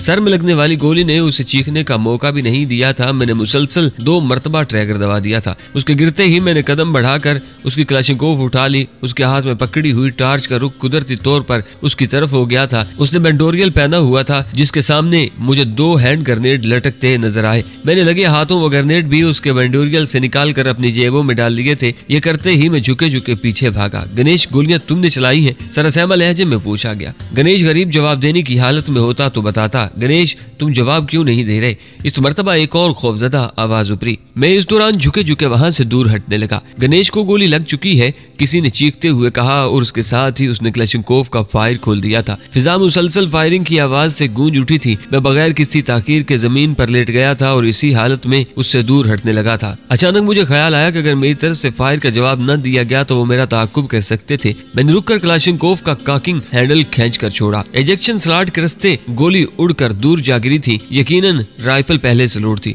और मेरी कॉकिंग हैंडल खींचने की वजह से पहले से लोड शुदा गोली बाहर निकल गई थी। लेकिन वो वक्त ऐसी बातों पर गौर करने का नहीं था। मैंने सेफ्टी लीवर को सिंगल राउंड फायर करने की हालत पर लगाया और 2-3 फायर दाग दिए। इसके साथ ही मैं जोरदार आवाज में बोला, अब्दुल्ला फायर मत करो, उन्हें जिंदा पकड़ना है। उसामा, तुम वकास के साथ दाएं तरफ से जाओ। हमजा तुम्हारे साथ होगा और हारून, तुम अबू हुरैरा और खालिद के साथ बाएं तरफ से आगे बढ़ो। इतना कहकर मैंने भारी आवाज में कहा, जी कमांडर, और खुद पीछे मुड़कर झुके झुके अंदाज में भागने लगा। उसके साथ ही मेरे कानों में किसी की घबराई हुई आवाज आई, भागो। भागते हुए उन्होंने चंद गोलियां फायर की थी, मगर उनकी इस्तरारी हरकत थी। तमाम गोलियां बगैर निशाना साधे और किसी हदफ को ताके बगैर चलाई गई थी। हिंदू इतना बहादुर नहीं है रुककर मुजाहिदीन का मुकाबला करता। मैंने भी जल्दी में होने के बावजूद ऐसे नाम लिए थे जिनसे अमूमन मुजाहिदीन एक दूसरे को पुकारा करते हैं, और यह सब सुनते ही उन्होंने तहकीक करने या कुछ सोचने समझने की कोशिश नहीं की थी।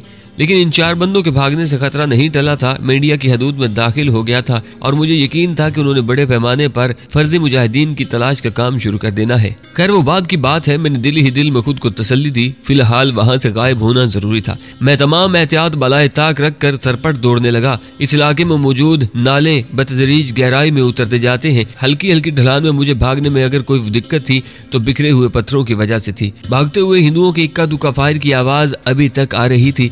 अचानक पूरा इलाका रोशनी में नहा गया था। मैं फौरन जमीन पर लेटकर साकन हो गया। नाले पर तैनात पोस्ट से किसी ने मार्टन से रोशनी का गोला फायर किया था। मार्टन का रोशनी का गोला काफी बुलंदी पर जाकर फटता है। रोशनी के गोले के साथ छोटा सा छतरी नुमा कपड़ा लगा होता है, इसलिए नीचे गिरते वक्त गोला धीमी रफ्तार में नीचे आता है और इस दौरान उसकी रोशनी से काफी दूर तक के इलाके की देखभाल की जा सकती है। गोले की रोशनी खत्म होते ही मैं एक बार फिर भाग पड़ा। इस दौरान एक और गोला फायर हुआ। इस वक्त तक मैं झाड़ियों के एक घने झुंड में दाखिल हो गया था। इस मर्तबा मैंने रुकने की कोशिश नहीं की और आगे बढ़ता गया। वो नाला आगे जाकर 3 शाखों में बट गया था। मैंने बगैर किसी मुंतकी सोच के एक नाले का चुनाव किया और आगे बढ़ गया। वो सोचने का वक्त नहीं था। रोशनी के गोले मुसलसल फायर हो रहे थे। उसके साथ ही उन झाड़ियों के झुंड पर तवातर से गोलियां बरसाई जाने लगी थी। विक्रस गन से फायर किया जा रहा था, जिसकी आवाज में अच्छी तरह पहचानता था। और फिर वो 2 इंच मार्टर के गोले भी फायर किए जाने लगे। जिन झाड़ियों से मैं गुजर रहा था वो अलबत्ता 2 इंच मार्टर गन की इज्जत से बाहर थी, क्योंकि मेरी मालूमात के मुताबिक इंडियन आर्मी के पास मौजूद 2 इंच कतर की मार्टन का ज्यादा से ज्यादा रेंज बमुश्किल 150 मीटर था। उसके साथ उसके पास 60 mm मार्टर भी मौजूद है, जिनकी रेंज 1250 मीटर है। इन दोनों के मार्टर्स के मार के इलाके से तो मैं निकल आया था, लेकिन 81 mm मार्टर जिसकी रेंज 5 किलोमीटर थी, इसकी रेंज में मैं अब भी आ रहा था। लेकिन इतनी अकल तो बहरहाल इनमें भी मौजूद थी कि अगर 81 mm मार्टन के गोले वो अपने इलाके में फायर नहीं कर सकते थे, जरा सी बेहतियाती से खुद इनकी कोई अपनी पोस्ट भी फायर की जद में आ सकती थी। कारीन की मालूमात के लिए बताता चलूं, यहाँ मैंने इंडियन मार्टरों की रेंज वगैरह बताई है। पाकिस्तान आर्मी के पास मौजूद इन्हीं नामों के मार्टरों की रेंज बिल्कुल मुख्तलिफ है। मेरा यह अंदाजा दुरुस्त साबित हुआ था।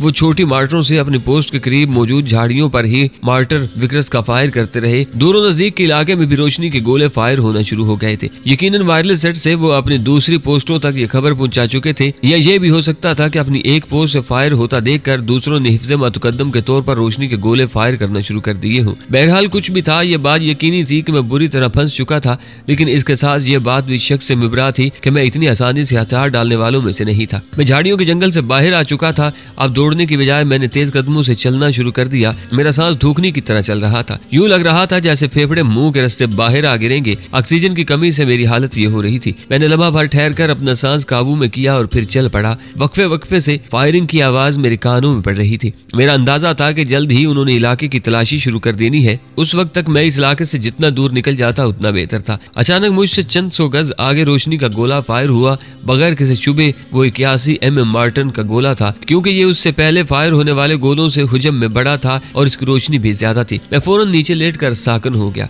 उसकी रोशनी में दूर दूर तक किसी भी चीज की हरकत को देखा जा सकता है। नीचे लेटकर मैं भी इस गोले की रोशनी से मुस्तफीद होने लगा। हद निगाह तक नजर आने वाले इलाके का मैंने अच्छी तरह जायजा ले लिया था। दूसरे गोले के फायर होने से पहले मैं उठकर आगे बढ़ गया। आगे वो नाला मजीद 2 हिस्सों में मुनकसम हो गया था। जिस समत पोस्ट मौजूद थी मैंने उसी समत सफर जारी रखा। दूसरे नाले में लाजमन आगे जाकर दूसरी पोस्ट मौजूद होना थी और न मालूम वहां से उसका फासला कितना था। जबकि इस पोस्ट के इलाके को अबूर करने के बाद आगे चंद किलोमीटर तक मैं दूसरी पोस्ट के दर्दसर से बच सकता था। पोस्ट चूंकि 200-300 गज दूर ढलान पर वाक़या थी, इसलिए मैं पत्थरों की आड़ लेकर आहिस्ता आहिस्ता बढ़ने लगा। पोस्ट और मेरे दरमियान किसी बड़ी चट्टान आने की सूरत में मैं वो फासला भाग कर तय करता और इसके बरक्स होने की सूरत में जमीन पर लेट कर रेंगने लगता। अचानक क्लाशनकोफ गर्जी गोलियों की बौछार उसी समताई थी जहाँ मैं मौजूद था। बिला शक व शुबा शबीद हालात में मेरी हरकत नजर आ गई थी। अब उस समत सफर जारी रखना बेवकूफी थी। मैं फौरन 25-30 गज दूर नाला मोड़ की तरफ बढ़ा, लेकिन जमीन से उठने की गलती मैंने नहीं की थी। चंद कदम दूर पत्थर की एक बहुत बड़ी चट्टान मौजूद थी। उसकी आड़ लेकर मैं उस नाले में घुस सकता था, जिसमें दाखिल होना मैंने पहले नामुनासिब समझा। चट्टान की आड़ मुयस्सर आते ही मैं सरपट भागा। इस वक्त रोशनी का कोई गोला फायर हुआ, लेकिन रोशनी फैलने तक मैं दूसरे नाले में मुड़कर ओझल हो चुका था। अब मैंने फिर भागना शुरू कर दिया था। उसकी आड़ लेकर मैं उस नाले में घुस सकता था, जिसमें दाखिल होना मैंने पहले मुनासिब न समझा था। चट्टान की आड़ मुयस्सर आते ही मैं सरपट भागा। रोशनी का गोला फायर हुआ। उसी वक्त रोशनी का गोला फायर हुआ, लेकिन रोशनी फैलने तक मैं दूसरे नाले में मुड़कर ओझल हो गया था। अब फिर मैंने भागना शुरू कर दिया था। मोड़ के सिरे की तरफ मुझे मुसलसल फायर की गूंज सुनाई दे रही थी। मैं चौकन्ने अंदाज में आगे बढ़ता रहा। इस जगह नजर आने का मतलब ये था कि मेरा पिछला सफर बेकार गुजरा था। दुश्मन मेरे सफर की समत को जान चुका था। उसके साथ मैं कितना सफर कर चुका था ये भी उसे मालूम हो गया था। हो सकता है उन्हें मेरे अकेला होने के बारे में भी मालूम हो गया हो, क्योंकि जिस आखिरी पोस्ट के करीब मेरी हरकत देखी गई थी, लाजमन उन्हें सिर्फ एक आदमी ही नजर आया होगा। वो ये हतमी बात नहीं थी। वो ये भी सोच सकते थे कि वो फर्जी मुजाहिदीन मुख्तलिफ सिमतों में फरार होने की कोशिश कर रहे हैं। कदमों की रफ्तार से ज्यादा मेरी सोचें मुख्तलिफ किस्म के मफरूजों में उलझी हुई थी। पाँव जल्द अज जल्द उस जगह से दूर होने में मेरी मदद कर रहे थे और दिमाग कोई बेहतर हल सोचने में मुसलसल सरगर्दा था। मोड़ से थोड़ा दूर आने पर घनी झाड़ियां और दरख्त शुरू हो गए थे। दरख्तों की वजह से चांद की रोशनी भी कारआमद नहीं रही थी, लेकिन मेरी मजबूरी ये थी कि मैं टार्च चलाने का खतरा मोल नहीं ले सकता था। टार्च की रोशनी बहुत दूर से नजर आ जाती है और ऐसी हालत में कि दुश्मन मेरी मौजूदगी से बाखबर था। टार्च रोशन करना आ बैल मुझे मार की कहावत का अमली सबूत देना था। मैं ठोकरे खाता, झाड़ियों से उलझता आगे बढ़ता रहा। रुकने का खतरा मैं किसी सूरत मोल नहीं ले सकता था। मुझे इल्म था कि सुबह पहली रोशनी के साथ ही ये सारा इलाका इंडियन आर्मी ने घेर लेना था। ऐसा करना उनके लिए इसलिए भी आसान था कि वहाँ चारों इतराफ की पोस्टें फैली हुई थी। अपनी पोस्टों की आधी नफरी ही नीचे नालों में तैनात करने से वो आने जाने के ज्यादातर रास्ते बंद कर सकते थे। ऐसा होने की सूरत में मैं लंबे अरसे के लिए मबहूस हो जाता। मेरे पास इतना राशन मौजूद नहीं था कि मैं ज्यादा वक्त किसी पोशीदा मकाम पर गुजार सकता। यूं भी सर्दी की वजह से रजाई के बगैर रात गुजारना नामुमकिन नहीं तो मुश्किल तरीन जरूर था, और ऐसा भी मैं अपने पास मौजूद गर्म कंबल की बना पर कह रहा हूँ, वरना इस सर्दी में रात गुजारना अजराइल से मुआनका करने के मुतरादिफ था। इन सोचों में उलझा मैं लंबे कदम उठाता आगे रवाना था। इस नाले में ना कोई मोड़ आया था और ना कहीं नाले की जैली शाख नजर आई थी। दोनों इतराफ की चढ़ाइयाँ भी काफी दुश्वार गुजार थी और रात की वजह से तो वो चढ़ाइयाँ और भी सख्त और दुश्वार नजर आ रही थी। अचानक मुझे ठिठक कर रुक जाना पड़ा। हवा के दोष पर वायरलेस सेट के स्पीकर से निकलती आवाज मेरे लिए किसी धमाके से कम नहीं थी। एकदम नीचे बैठकर मैंने अपने कान आवाज की समत लगा दिए। आवाज इतनी वाज़ेह नहीं थी मैं उनकी बात समझ पाता। मैं बैठे बैठे ही उस समत को बढ़ने लगा। जल्द ही वाज़ेह आवाज मेरे कानों में आने लगी। यकीनन वायरलेस सेट वाले ने आवाज को धीमा रखा हुआ था, लेकिन रात के सन्नाटे में फिर भी काफी दूर तक आवाज जा रही थी। नहीं, और बंदों की जरूरत नहीं है, इतने ही काफी है। ओवर। मेरी समातों में पहला मुकम्मल फिक्रा पड़ा था। ठीक है सर, हम तैयार बैठे हैं। ओवर। वहाँ मौजूद आदमी ने निस्बतन धीमे लहजे में जवाब दिया था। वायरलेस सेट की सबसे बड़ी खामी यही है कि इस पर बातचीत करते वक्त ऊंची आवाज से बात करना पड़ती है, इसलिए दूसरी तरफ से में भी आने वाली आवाज अच्छी खासी बुलंद होती है और आवाज के कम तरीन दर्जे में भी मोबाइल फोन के स्पीकर ऑन होने जितनी आवाज सुनाई देती है। लेकिन इस वक्त वायरलेस सेट की वो खामी मेरे लिए रहमत का बायस बनी थी। शहरी इलाकों में ऑपरेशन वगैरह करने के लिए अब वायरलेस के साथ एयरफोन का इस्तेमाल किया जाता है। इस वजह से दूसरी तरफ से आने वाली आवाज को फकत इस्तेमाल करने वाला ही सुन सकता है और जरूरी नहीं कि एक बंदा हो। एक बंदा तो हमें नजर आया है, हो सकता है ज्यादा अफराद हो। हम पीछे से आ रहे हैं, तुमने आगे गुजरने नहीं देना और जंगल से बाहर घात लगानी है। दूसरी सूरत में वो दरख्तों की आड़ वगैरह लेकर निकल भी सकते हैं। ओवर। दूसरी जानब दी जाने वाली तमाम हदायत मुझे बगैर किसी दुश्वारी के सुनाई दे गई थी। हम जंगल के सिरे पर ही मौजूद हैं सर। ओवर। ठीक है, वही इंतजार करो, आगे नहीं आना और अपने आदमियों को आड़ में रखना है। ये ना हो हमारी तरफ से चलाई गई गोलियों का निशाना अपने आदमी बन जाए। ओवर। हम मुख्तलिफ पत्थरों और चट्टानों की आड़ में है sir. Over. Keep listening. Over and all. दूसरी जानब की आवाज आना बंद हो गई थी। मैं चूहेदान में फंस गया था। आगे दरिया पीछे खाई वाली मिसाल इस वक्त 100% मुझ पर मुंतबक हो गई थी। मेरे तक्कुब में आने वालों की तादाद 10-12 से ज्यादा ही होना थी। इस तरह सामने भी इतने आदमी तो लाजमी मौजूद होना थे। ऐसी सूरत में मेरा बच जाना एक करामत ही होती, लेकिन मैं हाथ पर हाथ धरे बैठा नहीं रह सकता था। मैंने फैसला करने में चंद मिनट से ज्यादा वक्त नहीं लगाया था। हतमी फैसले पर पहुंचते ही मेरे कदम चढ़ाई की तरफ बढ़ने लगे। चढ़ाई का सफर यूं भी बहुत मुश्किल होता है और वो चढ़ाई तो बहुत दुश्वार गुजार थी। वो पहाड़ी अबूर करके अगर मैं दूसरी जानिब उतर जाता तो किसी महफूज मकाम तक पहुंच सकता था। दरख्तों और झाड़ियों की आड़ ने ज्यादा देर तक मेरा साथ नहीं दिया था। दरख्तों की आड़ से निकलते ही चढ़ाई मजीद सख्त हो गई थी। पहले तो मैं ऊपर चढ़ने के लिए झाड़ियों वगैरह की मदद ले रहा था, लेकिन अब ऐसी कोई चीज मौजूद नहीं थी जिसका सहारा लेकर मैं ऊपर चढ़ता। क्लाशिंकोव की स्लिंग मैंने सर से गुजार कर क्लाशिंकोव पीठ पीछे लटका ली थी। पहाड़ी इलाका अबूर करने तक मैं इस क्लाशिंकोव को फेंकना नहीं चाहता था। हाथों की मदद से पत्थर के बाहर को निकले हुए नुकीले सिरे पकड़कर मैंने आहिस्ता आहिस्ता ऊपर खिसकना शुरू कर दिया। अगर मेरा हाथ फिसल जाता तो मेरा बचना मुहाल था। मैं दरख्तों की आड़ से निकलकर चंद गज ही ऊपर चढ़ा हूँगा कि मेरी समातों में क्लाशिंकोव के ब्रस्ट की आवाज गूंजी। चल भाई शानी, तुम्हारा वक्त तो पूरा हुआ। मैं खुद कलामी के अंदाज में बुड़बुड़ाया। उसी वक्त 2-3 और ब्रस्ट चलाए गए, लेकिन कोई भी गोली मुझे नहीं छू सकी थी। मैंने नीचे की तरफ नजर दौड़ाई। उसी वक्त एक और क्लाशिंकोव गर्जी। आवाज की समत का अंदाजा करते ही मेरा रुका हुआ सांस इत्मीनान भरे अंदाज में खारिज हुआ। मेरी तलाश में सरगर्दा दुश्मन घनी झाड़ियों और शक वाली जगह पर अपना एमुनेशन फोंक रहा था। मैंने दोबारा अपना सफर शुरू कर दिया। दुश्वार गुजार चट्टान पर चढ़कर आगे 50-60 कदमों का सफर पहली चट्टान की निस्बत आसान था। वहां बर्फ भी बिखरी पड़ी थी। मैं आगे को झुककर बुलंदी सर करने लगा। फायर की आवाज आना बंद हो गई थी। मेरे कदमों में तेजी आ गई थी, क्योंकि मुझे जंगल में न पाकर उनका ख्याल दाएं या बाएं मौजूद बुलंदी की तरफ जा सकता था। गो चढ़ाई बहुत दुश्वार गुजार थी, लेकिन जहां तक दरख्तों की हदूद मौजूद थी वहां तक मुझे ढूंढने के लिए वो आ सकते थे। जल्द ही मेरे अंदेशों ने हकीकत का रूप धार लिया था। इस मर्तबा पहाड़ी के करीब दरमियान में क्लाशिंकोव का ब्रस्ट चलाया गया। इस वक्त तक मैंने आसान रास्ता तय कर लिया था। आगे फिर खड़ी चट्टान थी। इस चट्टान की जड़ में मैं आगे बढ़ने लगा ताकि कहीं भी ऐसी जगह नजर आए जहां से ऊपर जाना मुमकिन हो सके तो कोशिश करूं। मुझे ज्यादा दूर नहीं जाना पड़ा था। गो वो जगह भी ऐसी थी कि आम हालात में उस पर पांव धरने की जुर्रात मैं खुद भी न करता, लेकिन इस वक्त मेरी जान पर बनी हुई थी और जब मामला आर पार वाला हो तो बड़े बड़े खतरे मोल लिए जाते हैं। जेब से मजबूत और तेज धार खंजर निकालकर मैंने मुंह में पकड़ लिया था, क्योंकि बाज जगहों पर हाथ पकड़ने के लिए कोई नुकीली जगह या दरार न मिलती तो मैं इस खंजर को किसी तंग दर्ज में घुसाकर हल्का सा आसरा हासिल करता। 7-8 गज की इस चट्टान को सर करते मुझे दांतों पसीना आ गया था। अपनी पकड़ मजबूत रखने के लिए मैंने दस्ताने उतार कर जेब में डाल दिए थे और उस वक्त यूं लग रहा था जैसे मेरे हाथ मेरे जिस्म का हिस्सा न हो। सर चट्टान के मुसलसल लम्स ने मेरे हाथों में ईंठन शुरू कर दी थी। चट्टान पर चढ़ते ही मैं अपने हाथों को आपस में जोर जोर से रगड़ने लगा। मिनट भर ये वजीफा जारी रखने के बाद मैंने जेब में रखे गर्म दस्ताने निकाल कर पहन लिए। इसके बाद पहाड़ी की चोटी तक कोई ऐसी जगह मौजूद नहीं थी कि मुझे दस्ताने उतारने की जरूरत पड़ती। 30-35 कदमों का सफर तय करके मैं ऊपर पहुंचा। तलाश करने वाली पार्टियां पहाड़ की उस बुलंदी तक पहुंच गई थी जहां दरख्तों का सिलसिला खत्म हो रहा था। उसका अंदाजा मुझे उनके किसी झाड़ी पर फायर करने से हुआ। वहां पर मैं इन पार्टियों की कार्रवाई से बिल्कुल महफूज था, क्योंकि जिस चट्टान को सर करके मैं ऊपर चढ़ा था उसे आम हालात में सर करने के लिए कोहे पमा के सामान का होना जरूरी था। मैंने भी बस जान का खतरा मोल लेते हुए उसे अबूर करने की कोशिश की थी कि उसको अबूर न करने की सूरत में भी मेरे लिए मौत ही थी, और कोशिश करके मरना हाथ पर हाथ धरे बैठे रहने से कहीं बेहतर है। इस तरह कम अज कम दिल में कोई हसरत तो बाकी नहीं होती। स्काई लाइन से नीचे होकर मैं पहाड़ की बुलंदी ही पर आगे बढ़ गया। कुछ नाजरीन की समझ में शायद स्काई लाइन की बात न आई हो, उनकी मालूमात के लिए अर्ज है कि किसी ऐसी जगह पर हरकत करना जहां आदमी के पस मंजर में कोई चीज मौजूद न हो।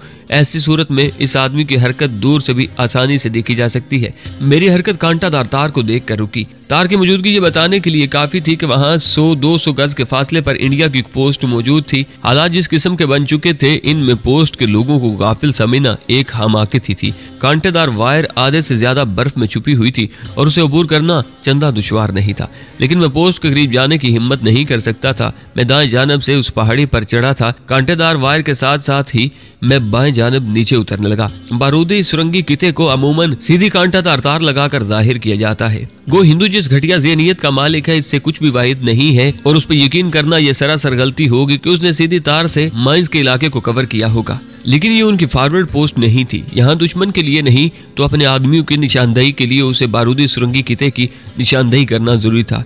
उसके अलावा कई फुट पड़ी बर्फ भी आर्जी तौर पर बारूदी सुरंगों को नाकारा कर देती है, क्योंकि बर्फ की मोटी तह की वजह से बारूदी सुरंगों पर मतलूबा दबाव नहीं पड़ता और दबाव न पड़ने की सूरत में बारूदी सुरंग नहीं पड़ती। मैं तार से बाहर रहकर नीचे उतरने लगा। दूसरी जानिब भी उतराई काफी दुश्वार थी, लेकिन इतनी नहीं कि मेरी हरकत रुक सकती। थोड़ा सा नीचे होते ही इक्का दुक्का दरख्त और झाड़ियां शुरू हो गई थी। मैंने मुकम्मल नाले में उतरे बगैर पहाड़ी के दरमियान में रहते हुए आगे का सफर शुरू कर दिया। घड़ी पर निगाह दौड़ाने पर मुझे सुबह के 3 बजते नजर आए। मैंने 10 बजे अपना सफर शुरू किया था। गोया मुझे मुसलसल हरकत करते 5 घंटे गुजर चुके थे। रोशनी फैलने में 2-2.5 घंटे रह गए थे और इस मुख्तसर वक्त में मुझे किसी महफूज मकाम पर पहुंचना जरूरी था। अचानक मेरे कानों में शदीद फायरिंग की आवाज आई। 3-4 क्लाशिंकोफियां इकट्ठी ही कर रही थी। शायद किसी जंगली जानवर की कमबख्ती आ गई थी। फायर का दुरानिया कुछ ज्यादा नहीं रहा था। जल्द ही फायर रुक गया था। गोया मेरा अंदाजा सही था कि किसी गीदड़ या किसी लूमड़ वगैरह की हरकत के बायस झाड़ियां हिली थीं और बहादुर बनिए ने फायर खोलने में देर नहीं लगाई थी। मैंने हिफ्ज़ मातुकद्दम के तौर पर पिस्टल की नाल पर सलेंसर भी चढ़ा दिया था। थोड़ा आगे बढ़ते ही मुझे बाईं तरफ काफी दूर रोशनी के 2-3 गोले बुलंद होते दिखाई दिए, लेकिन मैं वहां से काफी फासले पर था। थोड़ी सी दबी हुई जगह आई, गोया के कोई छोटा सा नाला हो। मुझे अच्छी खासी प्यास महसूस हो रही थी। इसी दबी जगह में चश्मे की मौजूदगी यकीनी थी और बदकिस्मती ये थी कि बर्फ ने चश्मे को अपने नीचे दबाया हुआ था। नाले में उतर कर मुझे पानी जरूर मिल जाता, लेकिन सिर्फ पानी के हसूल के लिए नाले में उतरना मुझे कब गवारा हो सकता था। एक अच्छे स्नाइपर में उससे कई गुना ज्यादा प्यास भी बर्दाश्त करने का हौसला मौजूद होता है। मैं एक अच्छा स्नाइपर हूँ या नहीं, इस बारे तो मैं कुछ नहीं कहता। अलबत्ता इसमें कोई शक नहीं कि मुझ में भूख प्यास को बर्दाश्त करने का मादा वाफिर मिकदार में मौजूद है। मैं उसी रास्ते पे सीधा चलता रहा। रोशनी होने के खौफ ने मुझे रफ्तार बढ़ाने पर मजबूर कर दिया था। मेरी बदकिस्मती के दरख्तों की हद अचानक खत्म हुई। इसके बाद दरख्तों के कटे हुए तनों ने मुझे चौंकने पर मजबूर कर दिया था। वहां से दरख्त और झाड़ियां काटने का मकसद यही था कि करीब कोई पोस्ट मौजूद थी। इस इलाके में दरख्तों की कटाई 3 मकसद से की जाती है: मोर्चों और रहायशी बंकर्स की तामीर के लिए, जलाने के लिए और फील्ड ऑफ साफ करने के लिए। और वहाँ मुझे मुअक्कल जिक्र ये बात सही लगी, क्योंकि दरख्त बहुत ही ज्यादा तादाद में काटे गए थे और ज्यादा दरख्तों के खुश्क तने वहीं मौजूद थे। दरख्तों की आड़ से बाहर आने की बजाय मैं नीचे नाले में उतरने लगा। थोड़ा सा उतरते ही मुझे अपने सफर करने की समत हल्की सी रोशनी दिखाई दी। वहाँ एक और पोस्ट मौजूद थी। मैं दरख्तों की आड़ लेकर नीचे उतरता रहा। नीचे उतरते हुए मेरी कोशिश थी कि झाड़ियों और पत्थरों वगैरह का शोर न हो। ज्यादातर पत्थर तो बर्फ में दब गए थे, लेकिन जिस जिस जगह बर्फ हट गई थी वहां बहरहाल ये खतरा मौजूद था और खड़ी ढलान में यूं भी बर्फ जल्द खत्म हो जाती है।